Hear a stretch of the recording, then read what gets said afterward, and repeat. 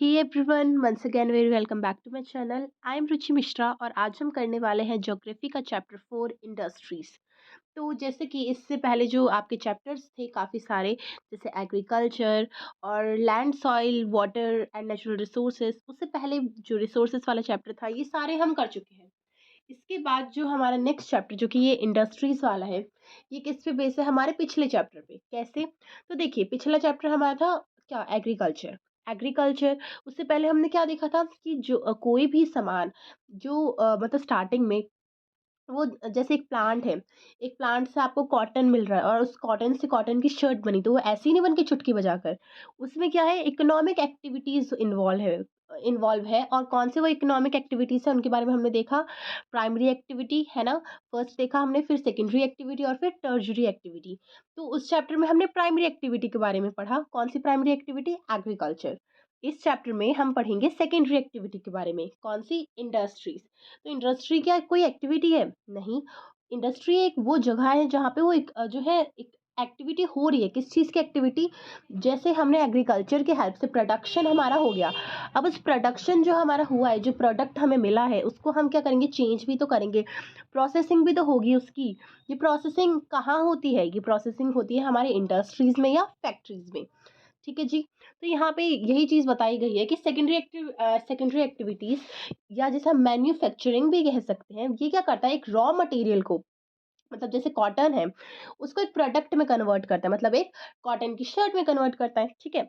और उसको क्या कर देता है? मोर वैल्यूएबल बना देता है। जैसे सिंपल कॉटन है, वो ज़्यादा महँगी बिकेगी या जो कॉटन का शर्ट है वो? तो सिंपल सी बात है, कॉटन की शर्ट ज़्यादा महँगी बिकेगी, ठीक है? तो क्या हो रहा है, उसको उसमें क्या कर रहा है ये? वैल्यू ऐड कर रहा है। कौन कर रहा है? सेकेंडरी एक्टिविटी, ठीक है? तो इसी के बारे में हम पढ़ेंगे। जैसे यहाँ एग्जांपल दिया गया कि कैसे एक वुड से जो वुड के पल्प से हम क्या बनाते हैं? पेपर बनाते हैं। कैसे हम कॉटन से क्लोथ बनाते हैं, ये सारी चीज़ें, ठीक है? अब इंडस्ट्रीज़ की यहाँ डेफिनेशन दे रखी है। इंडस्ट्री मतलब क्या? एक ऐसी इकोनॉमिक एक्टिविटी जिसमें किसी कोई सामान है उसका प्रोडक्शन हो रहा हो, ठीक है? एक्सट्रैक्शन हो रहा हो और क्या हो रहा? Provision of services. मतलब क्या है यहाँ पे? देखो, जैसे अगर मैं कहूँ आयरन एंड स्टील इंडस्ट्री में क्या होता है? जो आयरन है और स्टील है, मतलब आयरन ओर है, ठीक है? आयरन ओर मेरा क्या हो गया? आयरन ओर तो मेरा जो ऐसा रॉ मटेरियल हो गया ना, उस रॉ मटेरियल को मैंने आयरन में कन्वर्ट किया, ठीक है? वो आयरन ओर जो है उतना वैल्यूएबल नहीं है, बट उसे आयरन ओर में जब कन्वर्ट किया गया तो वो वैल्यूएबल बन गया। तो यहाँ पे क्या हो रहा है? आयरन जो है वो भी तो एक गुड ही है, एक गुड्स ही है, वो भी तो गुड्स में आया। उसका क्या हो रहा है? प्रोडक्शन हो रहा है यहाँ पे, हो रहा है ना, ठीक है? और मतलब प्रोसेसिंग भी तो हो रही है। जैसे आयरन से जो है आयरन ओर हो रहा है। ऐसा ऐसा वाला प्रोडक्शन नहीं हो रहा कि आपने जो है आयरन ओर लिया, उसे मिट्टी में डाल दिया और उसमें से जो अब प्लांट उग रहे हैं और उस प्लांट में जो फ्रूट आ रहा है वो आयरन हो।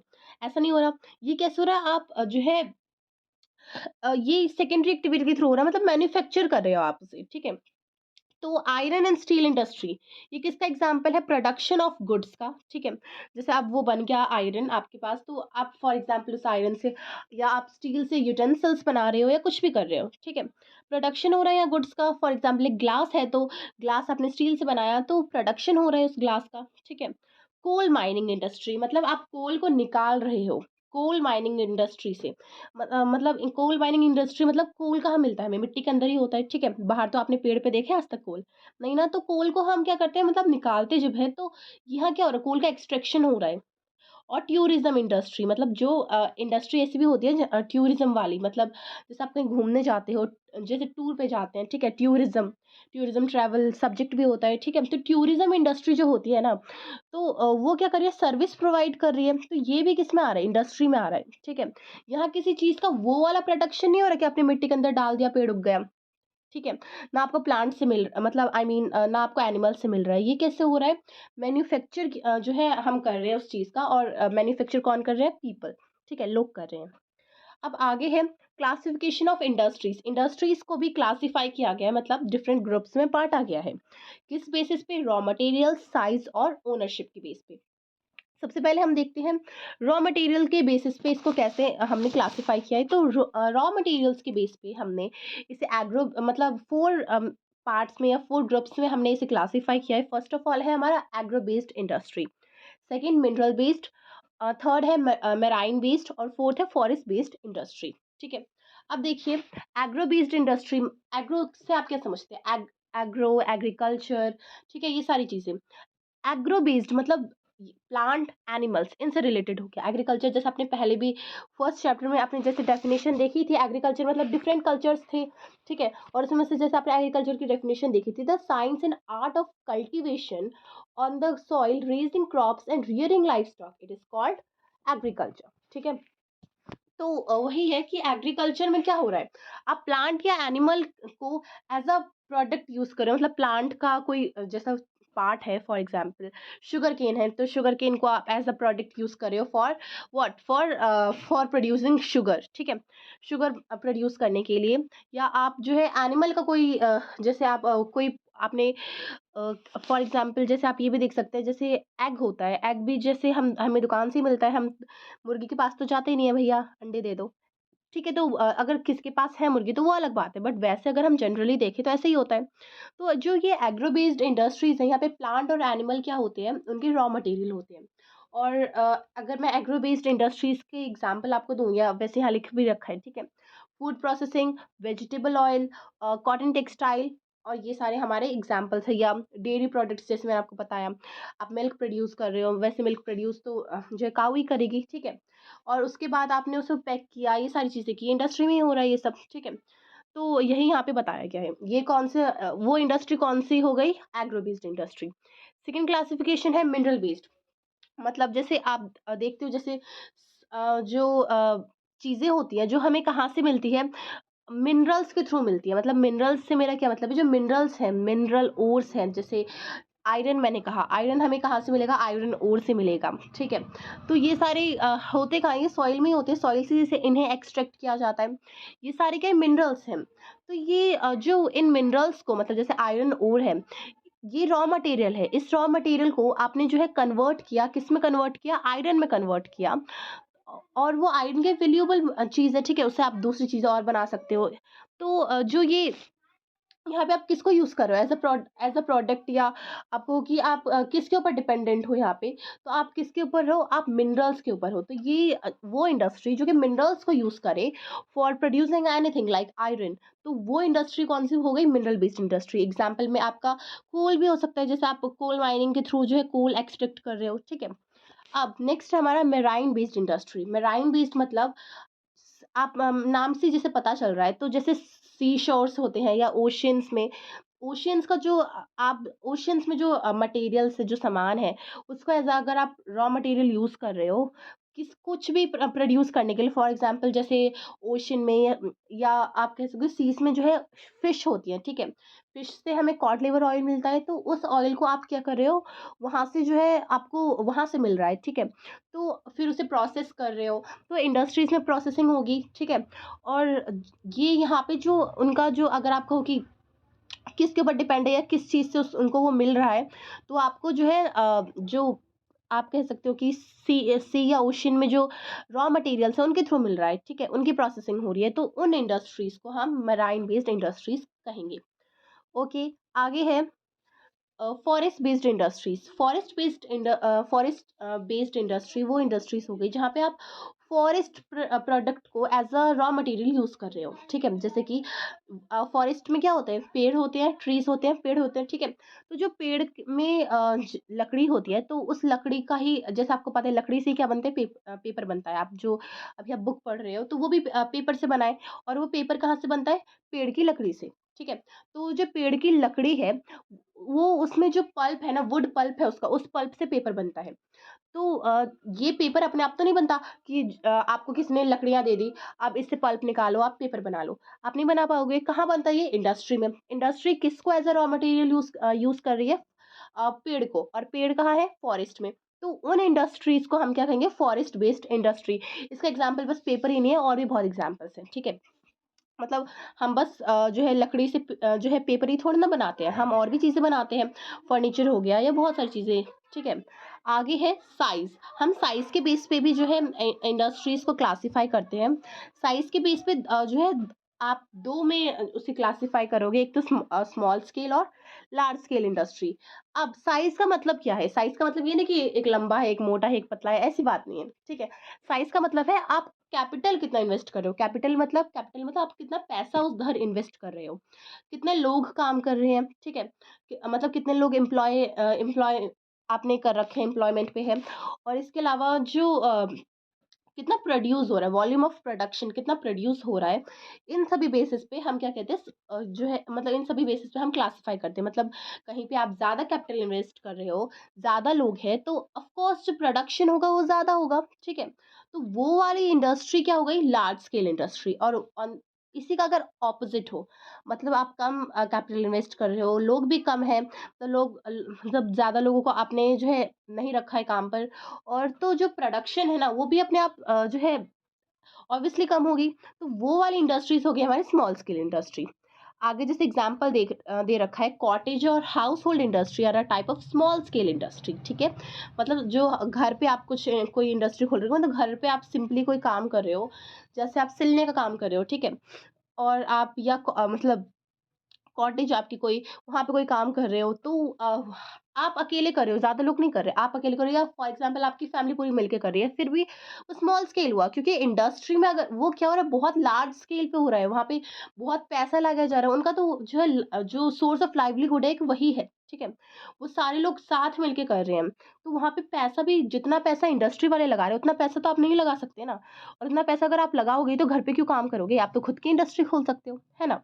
तो आगे यही चीज़ बताई गई है कि जो हाउस होल्ड इंडस्ट्रीज़ होती है, कॉटेज इंडस्ट्री होती है, सब स्मॉल स्केल इंडस्ट्री है, ठीक है? और जो प्रोडक्ट होता है और ये जो चीज़ें होती हैं, इनको कैसे मैन्युफैक्चर किया जाता है, with the help of our hands, ठीक है? जैसे आर्टिशियन हो गया, आर्टिशियन जैसे पेंटिंग बना रहा है, इस टाइप से। बास्केट वीविंग, पोएट्री और other handicrafts, okay.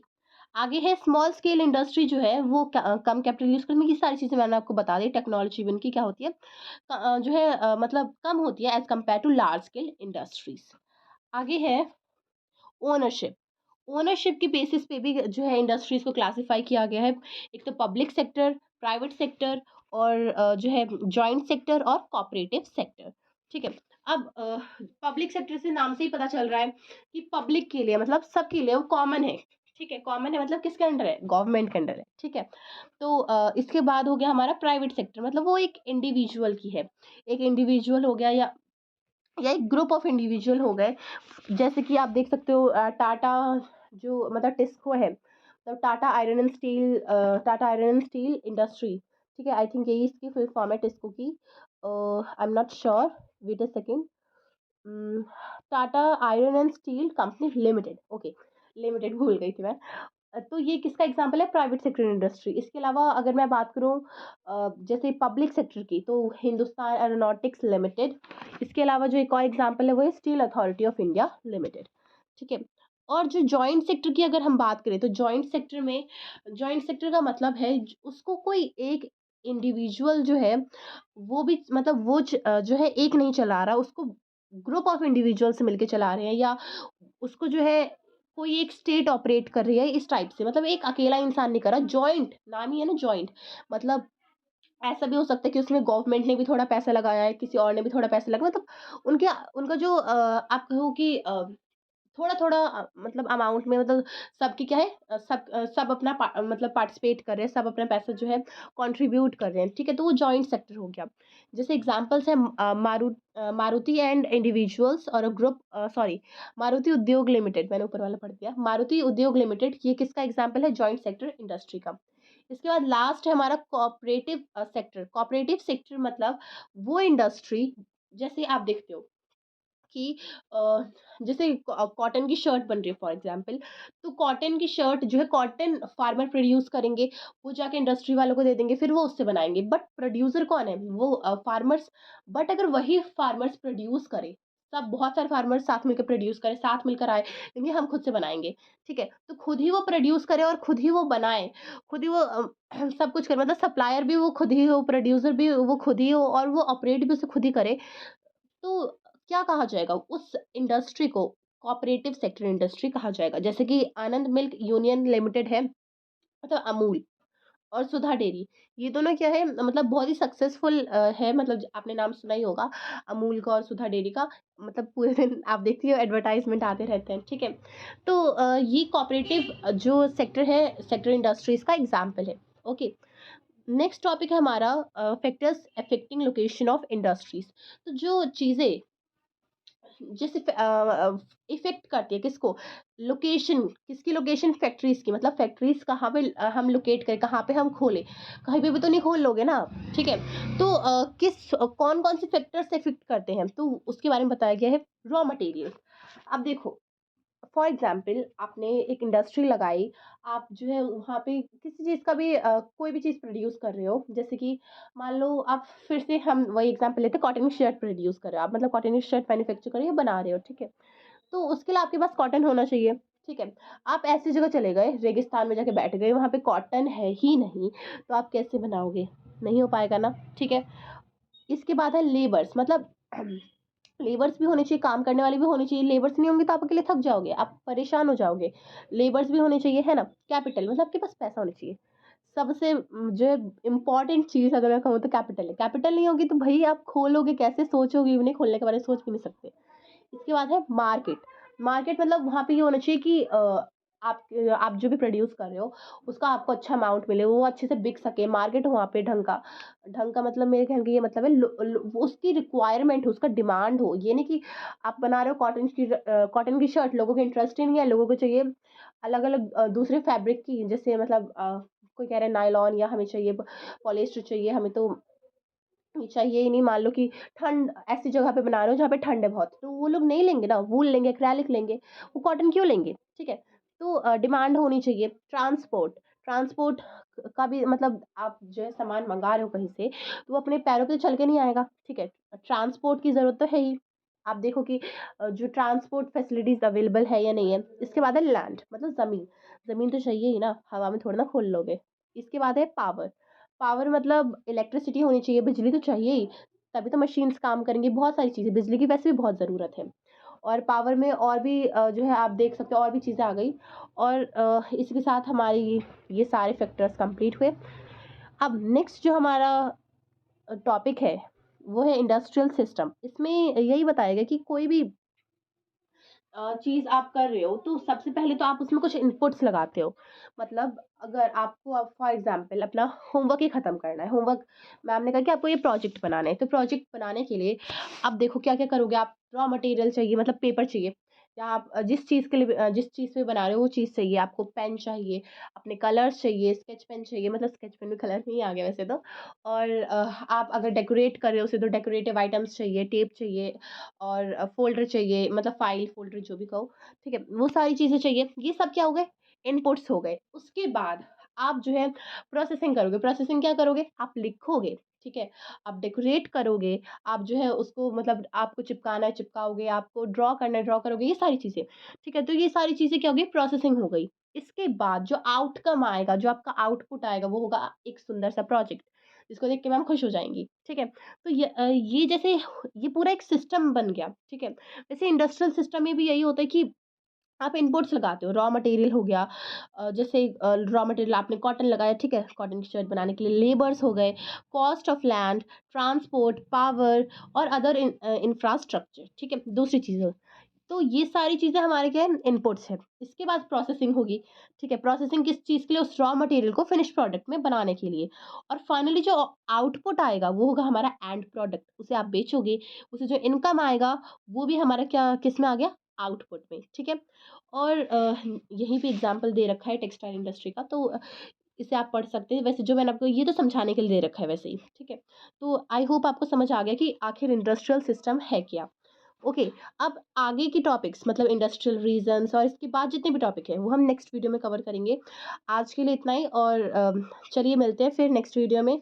I hope आपको जितना भी मैंने समझाया वो समझ आया है, और अगर आपको समझ आया तो बहुत अच्छी बात है। अगर कुछ भी मतलब थोड़ी-सी भी अगर आपको कहीं भी प्रॉब्लम आ रही हो या कोई भी डाउट हो तो please let me know in the comment section, and आप प्लीज़ वीडियो को लाइक कर दें और अपने फ्रेंड्स के साथ ज़रूर शेयर करें। चलिए मिलते हैं नेक्स्ट वीडियो में। Till then take care and bye bye.